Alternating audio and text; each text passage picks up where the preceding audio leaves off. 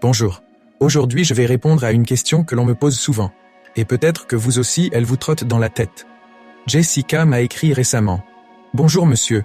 Je ne suis pas encore cliente chez vous, mais j'ai parcouru votre site, que je trouve très classe, ainsi que votre blog. J'aime beaucoup votre humour aussi. Ma question ? Je suis déjà chez un autre sorcier à Paris, et je voulais savoir, si je fais appel à vos services, est-ce que cela risque de perturber le premier rituel en cours ? Alors Jessica, merci pour vos compliments. Mais surtout, quelle excellente question. Elle mérite une réponse claire. Plan rapproché, avec un ton un peu sérieux. D'abord, il faut comprendre quelque chose d'essentiel à propos du vaudou, que l'on appelle aussi vaudou. Chaque rituel repose sur des esprits puissants, les loas. Ces loas sont fascinantes. Elles sont aussi généreuses que capricieuses. Et oui, elles exigent qu'on leur accorde une confiance totale. Mais pas juste une petite confiance en passant, hein. On parle ici de la seule et unique énergie qui alimente le rituel, votre conviction. Quand un rituel est lancé, il fonctionne comme un moteur. Ce n'est pas l'énergie du sorcier qui le fait avancer. Non, c'est la vôtre. Votre foi dans le processus, votre détermination à obtenir un résultat, voilà le carburant. Et si, en cours de route, cette confiance vacille, si elle se divise entre deux sorciers, alors c'est comme si vous éteigniez le moteur. Vous voyez où je veux en venir ? Plan dynamique avec des illustrations simples. Prenons un exemple concret. Imaginez un rituel vaudou. Il s'étale souvent sur 28 à 45 jours.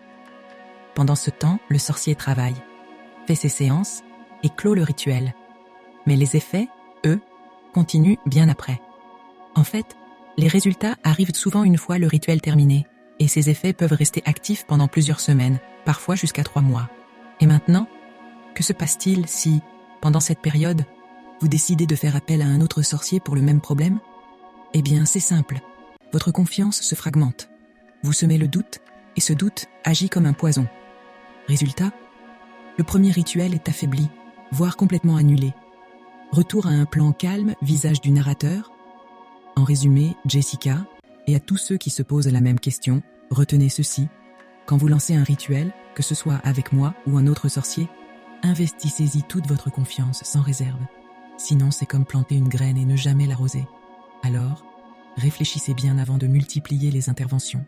La clé du succès, dans ce domaine, ce n'est pas de multiplier les rituels, mais de croire profondément dans celui que vous choisissez. Plan de fin, sourire. Et voilà. J'espère que cette explication vous aura éclairé. Si vous avez d'autres questions sur le vaudou, les loas ou les rituels, n'hésitez pas à me les poser en commentaire. À très bientôt.